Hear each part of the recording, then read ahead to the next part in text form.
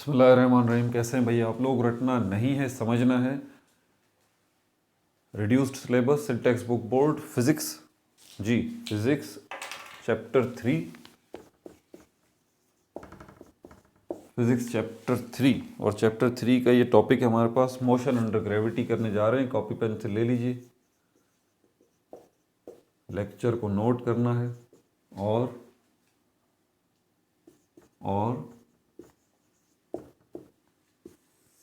मुस्कुराते रहना, ठीक है? जैसे कि मैं मुस्कुरा रहा हूँ, हालांकि गुस्से में हूँ लेकिन मुस्कुरा रहा हूँ। क्यों गुस्से में हूँ? क्योंकि अभी सुबह हो रही है, फजर के बाद का वक्त है और ये वीडियो मैं रात को बना चुका, लेकिन आगे पीछे वीडियोस बनी थी, एक ही वीडियो दोबारा अपलोड कर दी, दोबारा अपलोड करके उसका नाम ये रख दिया मोशन अंडर ग्रेविटी, और इसकी जो वीडियो बनी थी वो डिलीट कर दी। क्या करें, कभी कभी ऐसा भी होता है भाई। बहरहाल चलते हैं। ये आपके रिड्यूस्ड सिलेबस का टॉपिक नहीं है, पहले तो मैं ये बता दूं आपको, ठीक है?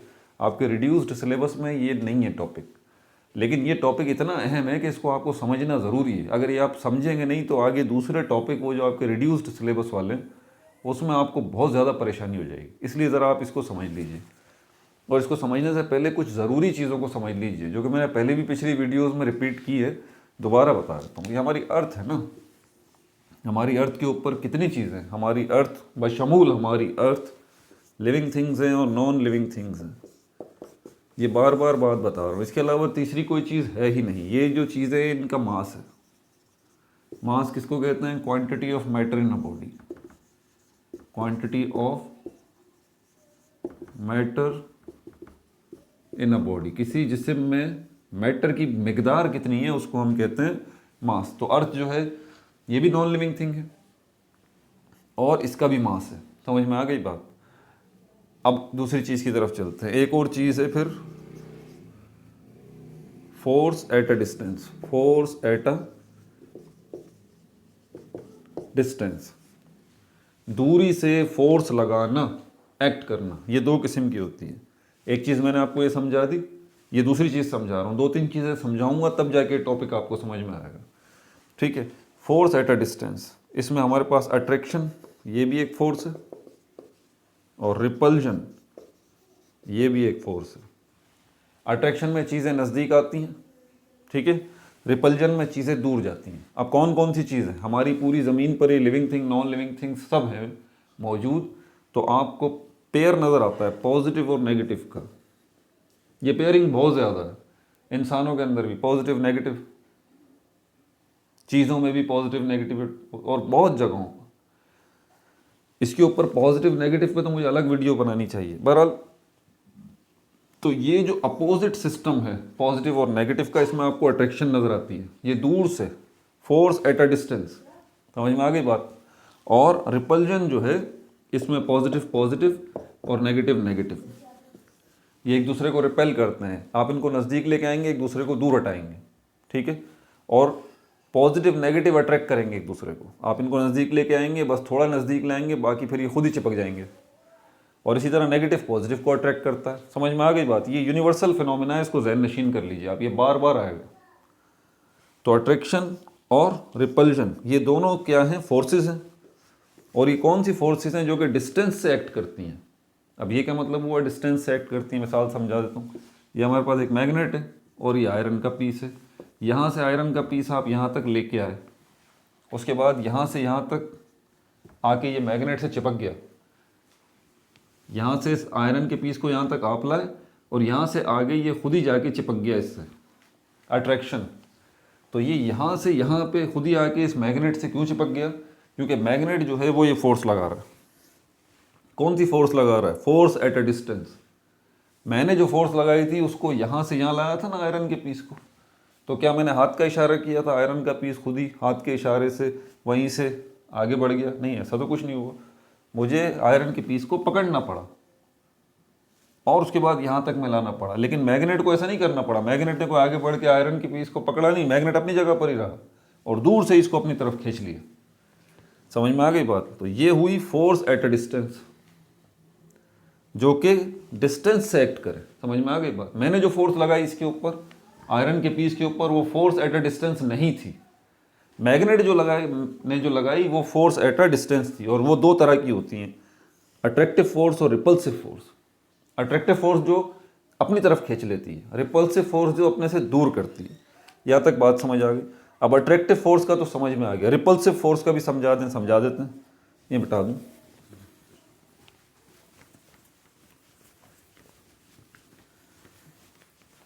मैग्नेट को अगर आप बचपन में खेलते हो, दो मैग्नेट ले लें।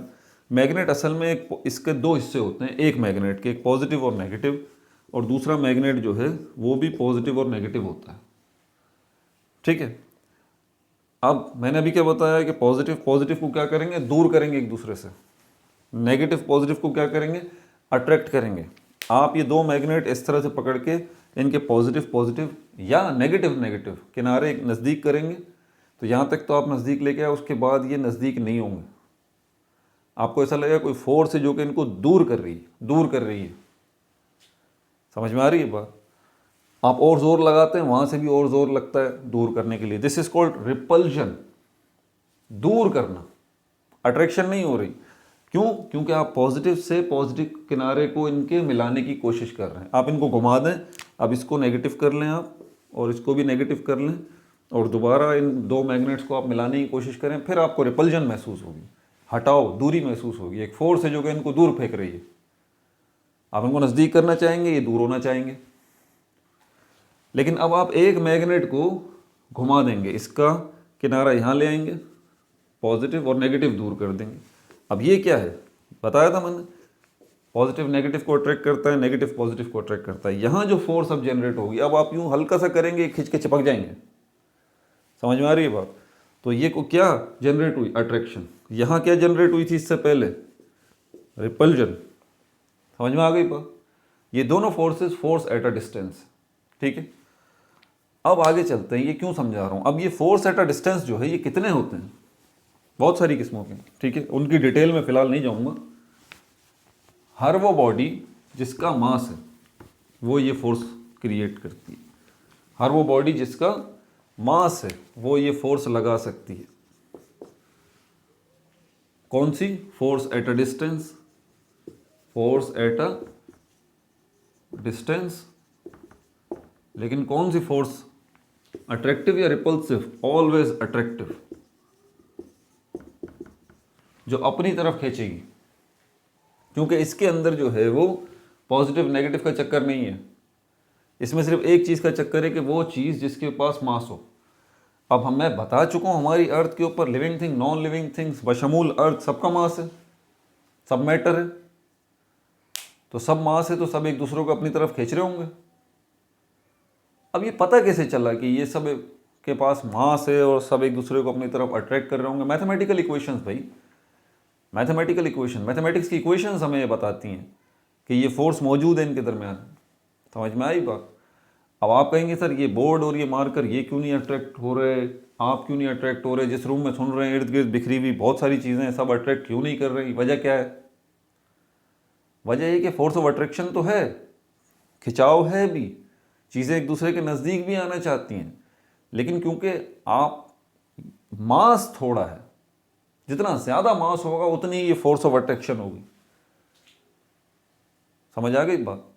जितना ज़्यादा मास होगा। अब हम ज़मीन पर मौजूद हैं, लिविंग थिंग भी हैं, नॉन लिविंग थिंग भी हैं, सब हैं। तो ये सब जो मौजूद हैं, सबका मास है, बिल्कुल है, सब एक दूसरे को अट्रैक्ट कर रहे हैं, बिल्कुल कर रहे हैं। लेकिन इन सबसे ज़्यादा मास जो है वो हमारी अर्थ का है। कितना है? 6 × 10⁻24 kg।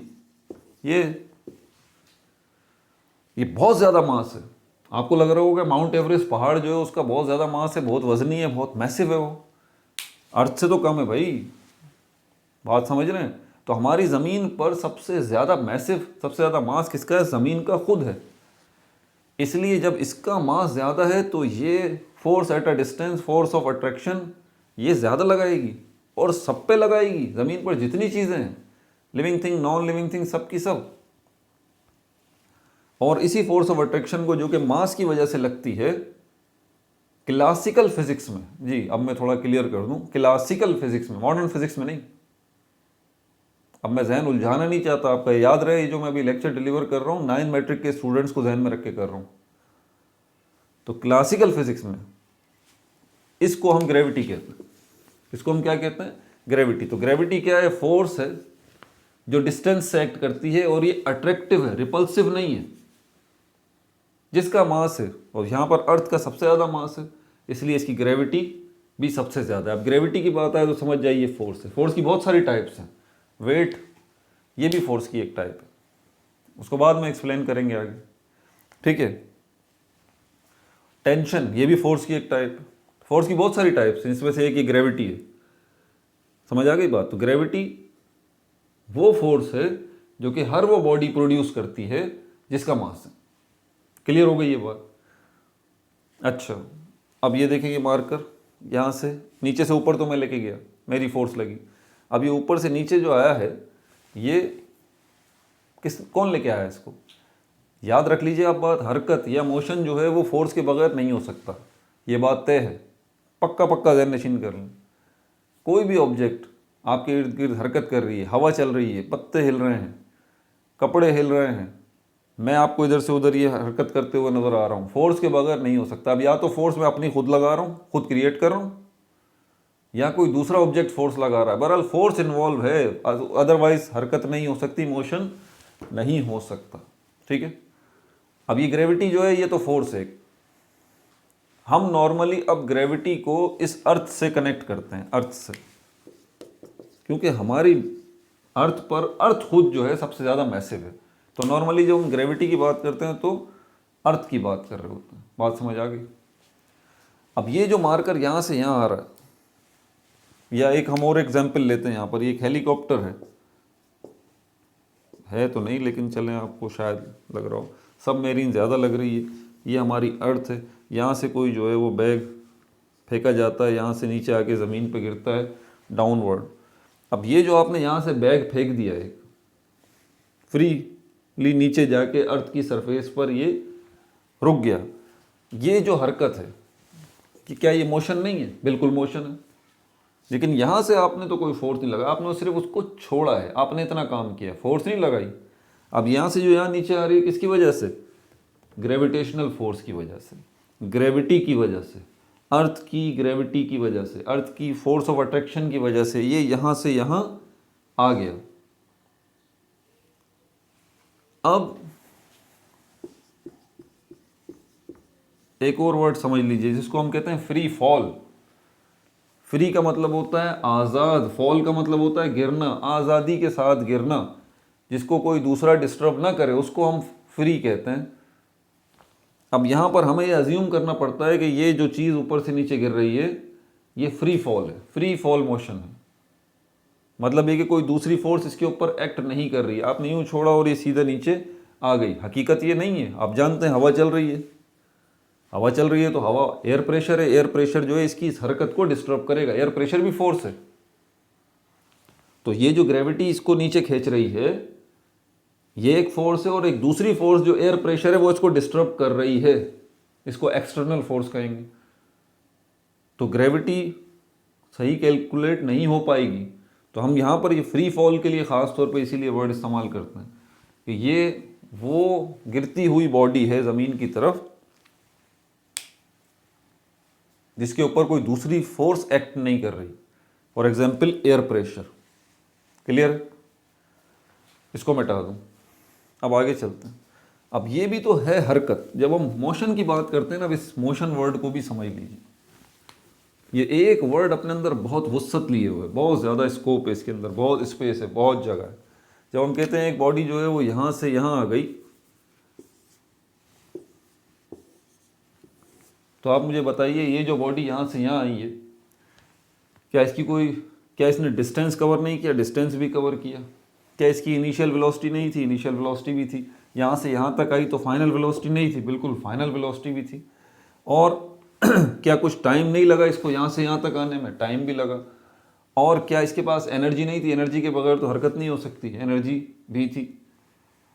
और यहाँ पर फ्रिक्शनल फोर्सेस भी हैं जो इसकी इस हरकत को डिस्टर्ब करेंगी, वो भी है। मतलब एक बॉडी, जब हम कहते हैं ना कि एक जगह से दूसरी जगह उसने हरकत की, तो उसकी ये एक हरकत अपने अंदर कई चीज़ें लिए हुए। मिसाल के तौर पर डिस्टेंस उसने कवर किया, उसकी इनिशियल वेलोसिटी थी, फाइनल वेलोसिटी थी, टाइम था, फोर्स भी उसने लगाई। ये सब चीज़ें।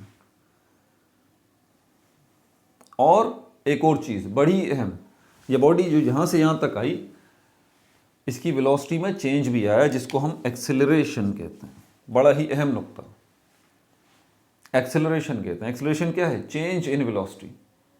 पूरी डेफिनेशन वैसे rate of change in velocity. तो अभी हम इसको एक्सेलरेशन को डिस्कस नहीं कर रहे, एक्सेलरेशन के लिए अलग वीडियो बनाऊंगा तफसील से। अभी तो फिलहाल ये इतना समझ लें कि रफ्तार में जो तब्दीली आई है उस चेंज को एक्सेलरेशन कहते हैं। ये 5 चीज़ें ज़हन नशीन कर लें आप। ये कहाँ है? ये हमारी ज़मीन के ऊपर है, सरफेस पे, हवा में नहीं है। बहुत बड़ा फ़र्क है इसमें।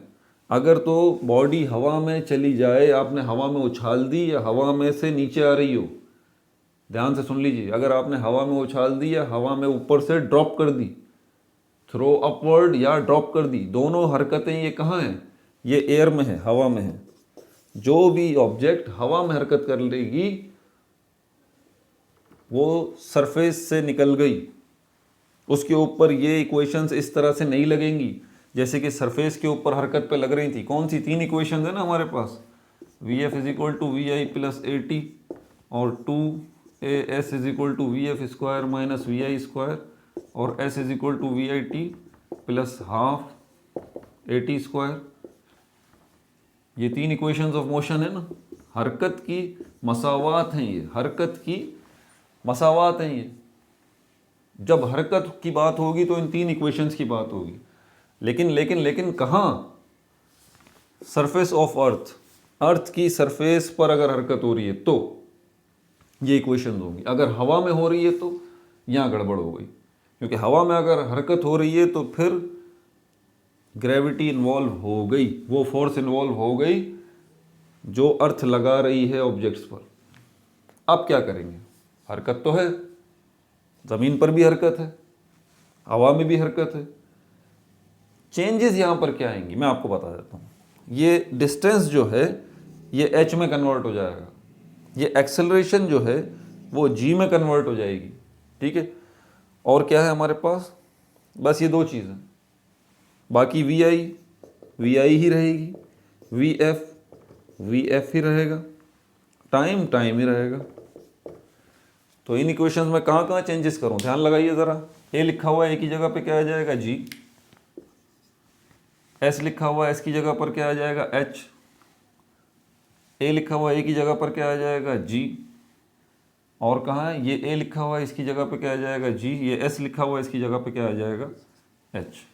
वही इक्वेशंस हैं जो हम ज़मीन की सरफेस पर यूज़ कर रहे थे, उन्हीं इक्वेशंस को अब हवा में भी हम यूज़ कर सकते हैं। V F is equal to we I plus g t, 2gh is equal to V F square minus we I square और h is equal to we I T plus half g t square. कोई परेशानी? ठीक हो गया। एक परेशानी, acceleration ज़मीन पर हमारे पास सरफेस पर एक्सेलरेशन की वैल्यू चेंज आती रहती है। आपने प्रॉब्लम सॉल्व की होंगी, आपको आइडिया हो गया होगा। कभी एक्सेलरेशन जो है वो 10 मीटर पर सेकंड स्क्वायर आ रही है, कभी 20 मीटर पर सेकंड स्क्वायर आ रही है, ठीक है। क्योंकि ज़मीन के ऊपर आप रफ्तार गाड़ी में जा रहे हैं तो गाड़ी का इंजन जो है वो फोर्स लगा रहा है, वो ज़्यादा फोर्स लगाएगा तो गाड़ी की रफ्तार ज़्यादा बढ़ जाएगी, कम फोर्स लगाएगा तो गाड़ी की रफ्तार कम हो जाएगी। इस हिसाब से एक्सेलरेशन जो चेंज इन वेलोसिटी है वो भी ज़्यादा होगा और कम होगा। समझ आ रही है बात? लेकिन एयर के अंदर, हवा के अंदर, वो बॉडी जो फ्री फॉल मूव कर रही है, ऊपर से नीचे जा रही है, या आप किसी बॉडी को हवा में उछालते हैं, जब एयर की बात आ रही है जिसमें जो बॉडी हरकत कर रही है, तो क्या उसकी वेलोसिटी में चेंज नहीं आएगा? आएगा, उसकी वेलोसिटी में भी चेंज आएगा। समझ आ गई बात? और अगर वेलोसिटी में चेंज आएगा उस बॉडी की जो कि एयर में हरकत कर रही है, तो उस चेंज को हम एक्सेलरेशन ही तो कहते हैं। लेकिन ये एक्सेलरेशन जो है ये कांस्टेंट होगी, ऑलमोस्ट, इसको हम ऑलमोस्ट कांस्टेंट कहते हैं। और वो क्या है हमारे पास? वो हमारे पास है 9.8 मीटर पर सेकंड स्क्वायर। इसको ऑलमोस्ट आप 10 मीटर पर सेकंड स्क्वायर कर लीजिए। इसकी टेंशन नहीं है, अब जी की टेंशन नहीं है, इसकी वैल्यू आपके पास फिक्स्ड है। आप हवा में बॉल उछाल रहे हैं या ऊपर से बॉल गिरा रहे हैं, इसकी वैल्यू कांस्टेंट है 9.8 मीटर पर सेकंड स्क्वायर या 10 मीटर पर सेकंड स्क्वायर। अब इसकी वजूहात क्या है, क्यों ये कांस्टेंट है, ये मैं बाद में बताऊंगा जब हम इसके ऊपर ग्रेविटी, इसके ऊपर अलग से वीडियो बनाऊंगा। अभी ग्रेविटी के ऊपर और वीडियोस बनेंगी, तफसील से बात होगी उसके अंदर। ये बात समझ आ गई, आगे चलते हैं। ये बातें सारी जो मैं आपको बता रहा हूँ ये किन लोगों ने पता की, ये भी एक बड़ा अहम सवाल है। न्यूटन, गैलीलियो गैलीली और भी बहुत सारे साइंटिस्ट हैं, ठीक है, मुस्लिम साइंटिस्ट हैं, उन्होंने भी किया इसके ऊपर काम, काफ़ी मोशन के ऊपर, हरकत के ऊपर बहुत ज़्यादा। अभी वो पेपर वर्क में मिलता नहीं है, उसकी दीगर वजूहत हैं, लेकिन वर्कआउट किया है उन्होंने भी। बहुत बड़े बड़े फिजिसिस्ट मुस्लिम दुनिया के गुजरे हैं। अब इसमें क्या चीज़ है जो कि सबसे अहम है, sign convention. Sign convention, sign convention मतलब पॉजिटिव और नेगेटिव। कुछ वैल्यूज़ पॉजिटिव भी होती हैं, कुछ वैल्यूज़ नेगेटिव भी होती हैं। हमारे पास ग्रेविटी की जब बात करें तो दो किस्म की हरकत होती हैं, एक होती है अपवर्ड, एक होती है डाउनवर्ड। ये बहुत बड़ा इशू है साइन कन्वेंशन का, क्योंकि बच्चे जब प्रॉब्लम कर रहे होते हैं ना तो वो फंस जाते हैं किस जगह पर पॉजिटिव वैल्यू लें, किस जगह पर नेगेटिव वैल्यू लें। क्योंकि हरकत अगर अपवर्ड हो रही है तो वी आई आप इसको भी पॉजिटिव लीजिए, ठीक है, वी एफ है आप इसको भी पॉजिटिव लीजिए। टी है टाइम, ये हमेशा पॉजिटिव ही होता है, चाहे अपवर्ड मोशन हो चाहे डाउनवर्ड मोशन हो। इसी तरह डाउनवर्ड मोशन, कोई बॉडी नीचे गिर रही है तो उसकी इनिशियल वेलोसिटी नेगेटिव लेंगे आप, फाइनल वेलोसिटी भी नेगेटिव लेंगे। टाइम तो हमेशा पॉजिटिव ही लिया जाता है। तीन चीज़ें तो हो गई, initial velocity, final velocity, upward motion के लिए और डाउनवर्ड मोशन के लिए, सब ये आ गई। ये